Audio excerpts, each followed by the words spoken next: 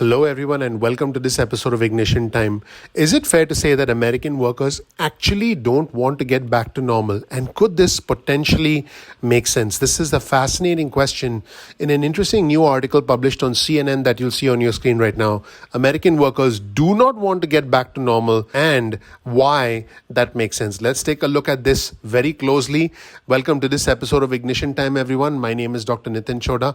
This right here is a little bit of information about me. You'll learn more about who I am, what my journey has been like, and why you should listen to me. Folks, when the pandemic hit us, we had individuals in travel, leisure, entertainment, and hospitality who lost their jobs permanently. We had over 40 million of our fellow Americans completely dependent on unemployment benefits at one point in 2020. This has never happened before in the history of our country, and this is just unbelievable. Well, folks, since then, the economy is starting to reopen. However, even as the economy comes back to life, it is not as simple as, hey, let's just put people back to work. It is not as simple as that. On the one hand, job openings are on the rise. Layoffs are slowing and the economy is adding jobs, but the Labor Department did report a record 9.3 million openings in the month of April. This is an unheard of number. So what exactly is happening? Let's take a look at a quote from Nela Richardson, who's an ADP chief economist. Nela says this: you think about all these companies trying to turn on the lights at full capacity at the same time. There are some dislocations in the jobs market because everybody is hiring at the same time. So what exactly is happening?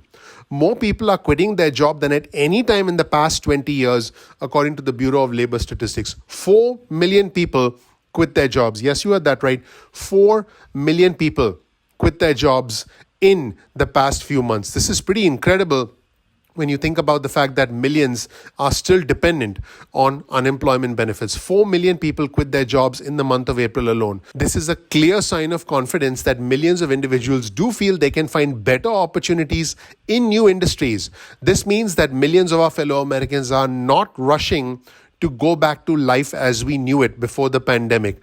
In other words, life as we knew it, the old normal, was a patchwork of low-wage retail, restaurant, or hospitality jobs. Now, people want more.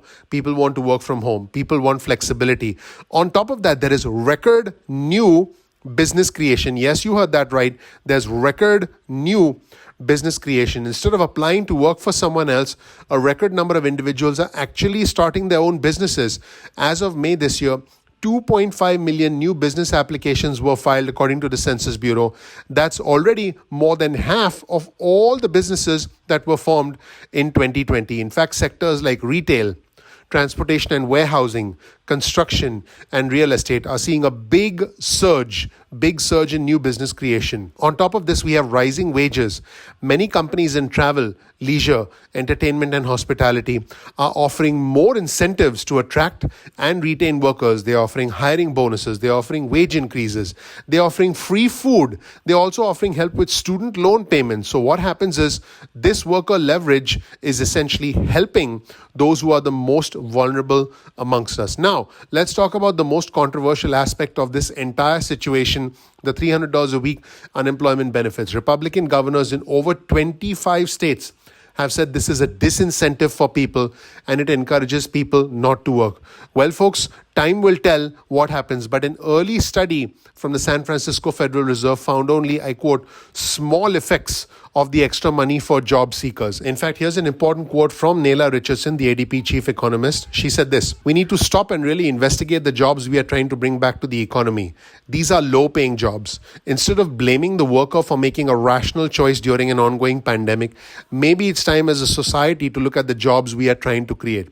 Nela also said this: it is time to stop thinking of it as a worker shortage and instead, I quote, a consistent infrastructure barrier that prevents women from fully engaging in the labor market because of all of these other social and family concerns that are still present post-pandemic. Now, let's take a closer look at the child tax credit. More money is now going to families with children starting in mid-July. In other words, low-income families will have a little bit more breathing room. According to the chief economist at Goldman Sachs, Jean Hadzius, he said this: making the child tax credit fully refundable and removing the earned income requirements will lower work incentives for parents. But at the same time, more generous child and dependent care tax credits are coming too, which according to HCS should increase parental labor supply. So, what's the bottom line?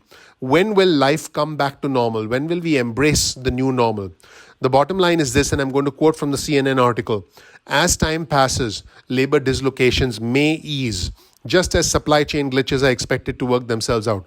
Companies that cannot absorb the cost of higher wages will raise prices or cut hiring to pay for more expensive labor. This is extremely interesting. Others may invest in more automation. At the same time, millions of employers and employees face a learning curve on the balance of work from home and returning to the office. There is no blueprint for what happens next. Folks, one thing is for sure. We are now in a big period of economic change, and things are changing as we speak. Many of our fellow Americans have now embraced a new reality that they want to perhaps start their own businesses. They want to change careers. They are not happy in the same old dead-end jobs in travel, leisure, entertainment, and hospitality. Perhaps they've realized that they were not meant for those jobs to begin with. Are you one of those individuals who said to yourself, hey, I should be doing something different. I can do more. I can do something different. I can maybe learn a new skill. I can start a new business. I can maybe shift careers. Is that you? Let me know in the comment section below, because I assure you, your story will give hope. Your story will give encouragement to other viewers of Ignition Time. Once again, my name is Dr. Nitin Chhoda. This right here is a little bit of information about me. Please click the like button. Please subscribe. Please enable notifications. We work hard on this channel to bring you the latest news, and our goal is to always be here to give you the latest information pertaining to the country, the economy, as well as our money. You can also follow me on Twitter. You'll get the latest news and information from us on Twitter, and you'll be able to keep up with all the news and alerts in real time. It's almost like having your own news feed. Thank you so much for watching. One more time, please click the like button. Please subscribe. Please enable notifications. Let me know what you think of this new normal. My goal is to help you overcome the cycle of poverty, because I was able to overcome the cycle of poverty myself, and I want you to live the American dream. Thank you so much for watching. I'm looking forward to seeing you in the next episode of Ignition Time. Take care. Bye.